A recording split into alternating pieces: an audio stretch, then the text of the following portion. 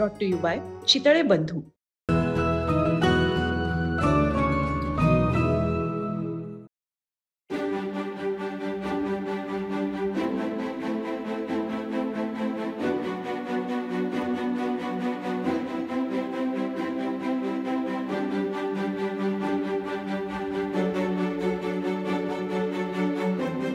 नमस्कार, आपण येऊन पोहोचलेलो आहोत चिंचपोकळीला आणि अर्थातच तुम्हाला या फ्रेमवरनच कळत असेल की आपण काय करायला आलेलो आहोत. तर अर्थातच चिंचपोकळीच्या चिंतामणीचं दर्शन घ्यायला आपण पोहोचलेलो आहोत आणि आज या व्हिडिओमध्ये मी तुम्हाला दाखवणार आहे की इथपर्यंत कसं पोहोचायचं आणि आत गेल्यानंतर आत कसं जायचं आणि आत गेल्यानंतर तुम्हाला नक्की काय काय बघायला मिळणार आहे. पहिला प्रश्न म्हणजे इथपर्यंत पोहोचायचं कसं. तर चिंचपोकळीच्या रेल्वे स्टेशनला तुम्ही उतरलात की तिथनं साधारण 300-400 मीटर वरतीच तुम्हाला ही जी मुख्य कमान आहे, एंट्रन्स आहे, तिथे तुम्ही पोहोचाल आणि इथनं थोडंसं आत चालत गेलात की तुम्हाला बाप्पाचं दर्शन करता येणार आहे. चिंचपोकळीच्या बाप्पाच्या आगमनाची सगळ्यांनाच उत्सुकता असते. त्याचं आगमन तर आता झालेलं आहे, तो विराजमान झालेला आहे. त्याच्यामुळे आता आपण जाऊयात थेट बाप्पाचं दर्शन घ्यायला. तुम्ही जर माझ्या मागे बघितलं तर तुम्हाला साधारण थोडासा बाजार असल्यासारखं देखील आपल्याला इथं बघायला मिळतं. म्हणजे जी एंट्रन्स आहे, जो एंट्रन्स आहे, त्या एंट्रन्सच्या इथे विविध दुकानं आहेत, वेगवेगळे स्टॉल्स आहेत. त्याच्यामुळे हे सगळं बघत बघत आपण जाऊयात बाप्पाचं दर्शन घ्यायला. चला तर मग.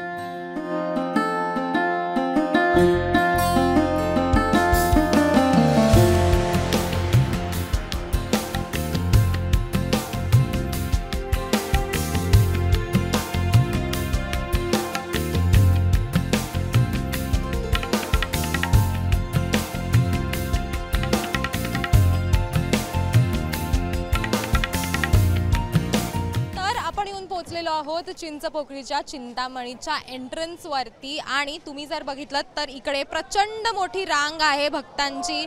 वर्किंग डे असूनही जसं मी म्हटलं की लोक गर्दी करतायत दर्शनासाठी. आणि चिंचपोकळीच्या चिंतामणीची खासियत ही आहे की या रांगेत असणाऱ्या प्रत्येकाला चरण स्पर्श करता येतो, बाप्पाच्या चरणी जाऊन बाप्पाचं दर्शन घेता येतं. मात्र आज वर्किंग डे आहे, त्याच्यामुळे लोक किती वेळ येऊन थांबलेत तेही जाणून घेऊयात लोकांकडनं. किती वेळापासून थांबलायत तुम्ही? आम्हाला हार्डली 1 तास झाला, 1-1.5 तास. 1-1.5 तास रांगेत थांबलाय? हां. कुठून आलात तू? कल्याण. दरवर्षी येता? हां. काय मागणं काय बाप्पाकडे? काय नाही, प्रत्येक वर्षी येतोय तर आता दर्शनासाठी असते एक श्रद्धा. काय मागणार काय बाप्पाकडे? असं काय नाही, सगळंच दिलंय आता देवाने.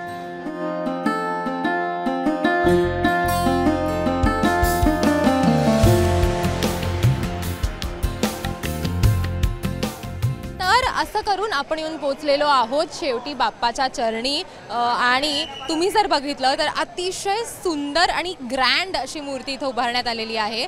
बाप्पाचं जे सिंहासन आहे ते सिंहासन जगन्नाथपुरी ही खरं तर यावर्षीची त्यांची थीम आहे. आणि अतिशय सुंदर आणि रेखीव अशी बाप्पाची मूर्ती जी आहे ती इथं घडवण्यात आलेली आहे. आत्ता आपण बघितलं तर छान असं हिरव्या रंगाचं धोतर बाप्पानं नेसलेलं आहे. त्याच्यावरती विविध दागिने आहेत बाप्पावरती आणि त्याचा सोन्याचा जो मुकुट आहे तो मुकुटही खास आहे, कारण त्या मुकुटावरती जर तुम्ही बघितलं तर मोर आपल्याला बघायला मिळत आहेत. यावर्षीची ही जी मूर्ती आहे बाप्पांनी कृष्णाचा अवतार घेतलेला आहे किंवा कृष्णाच्या रूपातली ही यावर्षीची बाप्पाची मूर्ती आहे. आणि त्याच्यामुळेच लोक प्रचंड इथं गर्दी करतायत. आज वर्किंग डे असूनही लोकांनी इथं यायचं ठरवलेलं आहे. आणि चरण स्पर्शासाठीची जी लाईन असेल किंवा मुखदर्शनासाठीची लाईन असेल, दोन्हीकडे प्रचंड गर्दी लोकांनी यावेळेस केलेली आहे. आपण इथल्या अध्यक्षांशीही बोलणार आहोत, त्यांच्याकडनंही यावर्षी काय खासियत आहे ते जाणून घेणार आहोत.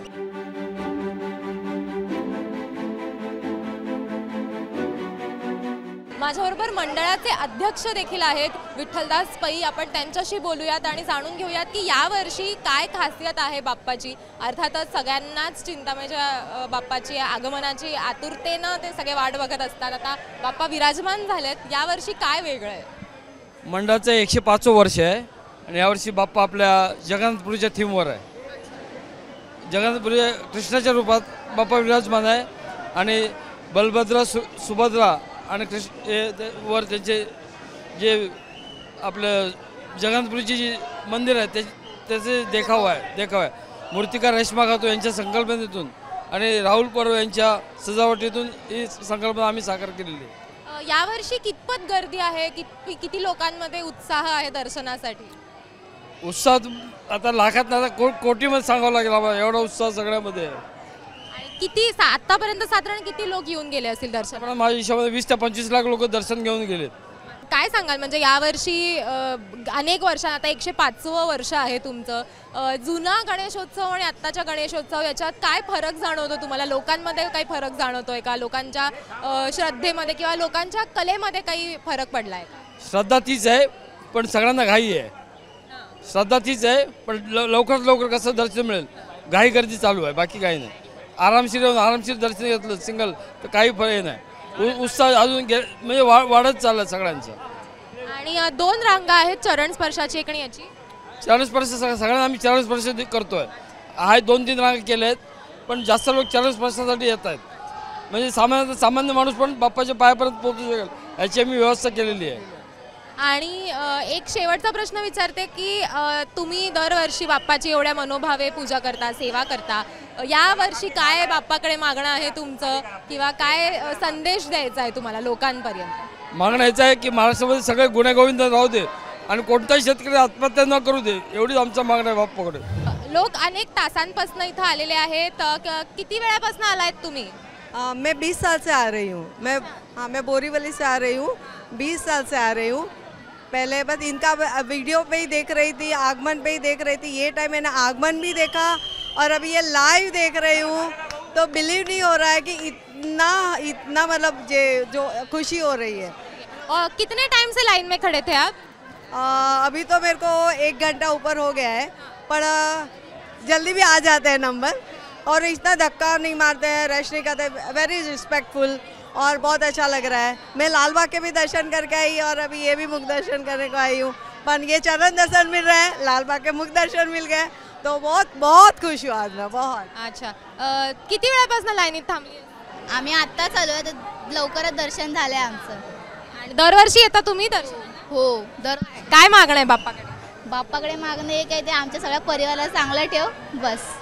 किती वेळापासून लाईन मध्ये थांबलेला होता? दरवर्षी येता का इकडे?